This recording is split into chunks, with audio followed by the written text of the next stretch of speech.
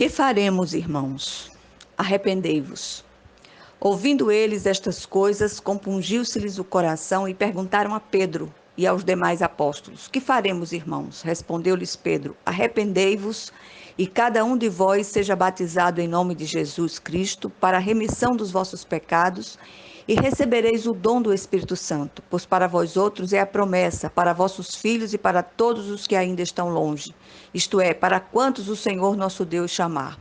Com muitas outras palavras, deu testemunho e exortava-os, dizendo: Salvai-vos desta geração perversa. Então, os que lhe aceitaram a palavra foram batizados, havendo um acréscimo naquele dia de quase 3.000 pessoas. Atos dos Apóstolos 2, 37 a 41. O livro de Atos dos Apóstolos apresenta Jesus como Senhor ressurreto, reinando sobre a sua igreja. O texto lido está no contexto do capítulo 2 deste livro e mostra o Cristo vivo enviando o Espírito Santo sobre os cristãos judeus, reunidos no cenáculo numa reunião de oração que durou em torno de 10 dias. Ali o Senhor cumpria uma promessa feita por meio do profeta Joel, muitos anos atrás, que derramaria do seu Espírito sobre toda a carne. Esse derramar não cessou.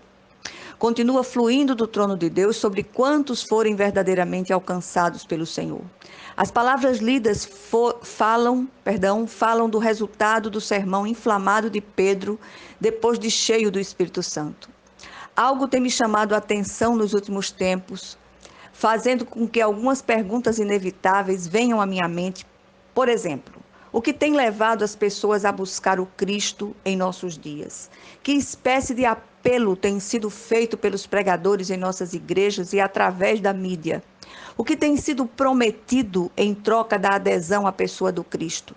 Que moeda de troca tem sido oferecida pelos pregadores da atualidade? Os fins justificam os meios? Isso é algo preocupante. Gostaria de chamar a atenção da igreja para aquele episódio do dia do Pentecostes e para quantos estão ouvindo essa palavra. A descida do Espírito Santo sobre aqueles discípulos rudes e iletrados os fez incendiar o mundo daqueles dias com a mensagem mais impactante da história através dos lábios do apóstolo.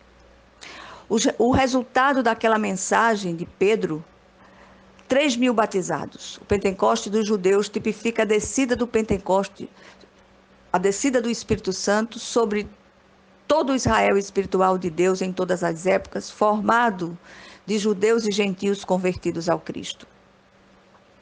A grande motivação que leva as pessoas a Jesus era o fato de ele ter sido constituído por Deus, Senhor e Cristo, enviado, Messias. Quem é Jesus, afinal? Jesus é o enviado de Deus com autoridade suprema sobre tudo e sobre todos.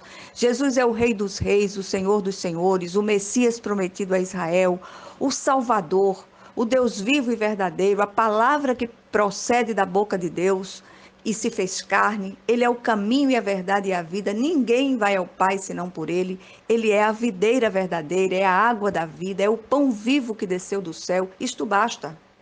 Contudo, só os que tiverem ouvidos para ouvir, ouvirão e entenderão essa verdade e se converterão. Muitos são chamados, mas poucos os escolhidos. Nos dias de sua carne, as pessoas iam a Jesus para serem curadas, para resolverem seus problemas com espíritos malignos, para terem seus mortos ressuscitados, pelo pão que perece, palavras do próprio Jesus, e até mesmo para se livrar do jugo romano. No entanto, nem todos que o buscaram por essas razões permaneceram fiéis a ele. Note que antes da descida do Espírito Santo, a motivação eram as coisas relativas ao aqui e o agora. Quando o Espírito Santo desceu, passou a convencer os ouvintes da justiça, do juízo e do pecado. O que tem trazido preocupação é que tem havido um retrocesso na motivação e, consequentemente, na fidelidade ao Senhor. Muitas igrejas têm estado cada vez mais cheias de pessoas com seus corações cada vez mais vazias do Cristo. O reino de Deus tem que vir em primeiro lugar. Aí, então, as demais coisas verdadeiramente necessárias nos serão acrescentadas. Lembremos-nos da oração ensinada por Jesus: venha o teu reino. Olhemos para aquele episódio para entendermos melhor o que aconteceu. A resposta dos ouvintes à mensagem de Pedro No versículo 37 diz: ouvindo eles estas coisas, compungiu-se-lhes o coração.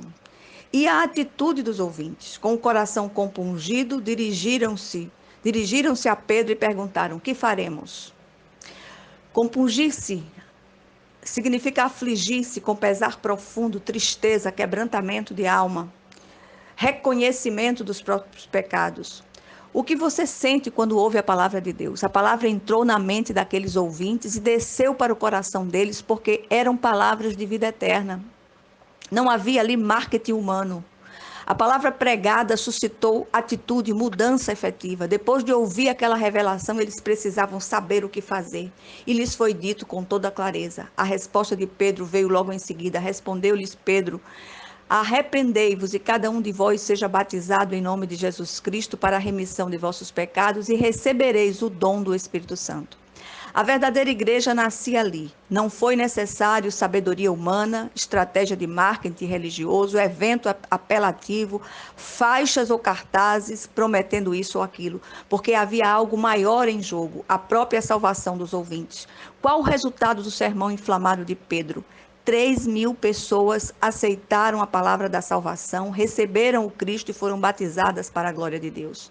Precisamos experimentar esse quebrantamento do Espírito que nos constrange a buscar a Cristo por causa do peso dos nossos pecados e não pelo que Ele pode nos conceder materialmente. Quando nos arrependemos sinceramente e vamos a Cristo, Ele perdoa e cancela nossos pecados, mudando a rota de nossa história e passamos a fazer parte do seu reino sob o seu senhorio. Uma vez regenerados, somos cheios do Espírito Santo para testemunharmos com poder e ousadia, mostrando as evidências da presença do Espírito Santo em nós, através de um andar diário nele. Que possamos refletir sobre isto em nome de Jesus Cristo. Amém.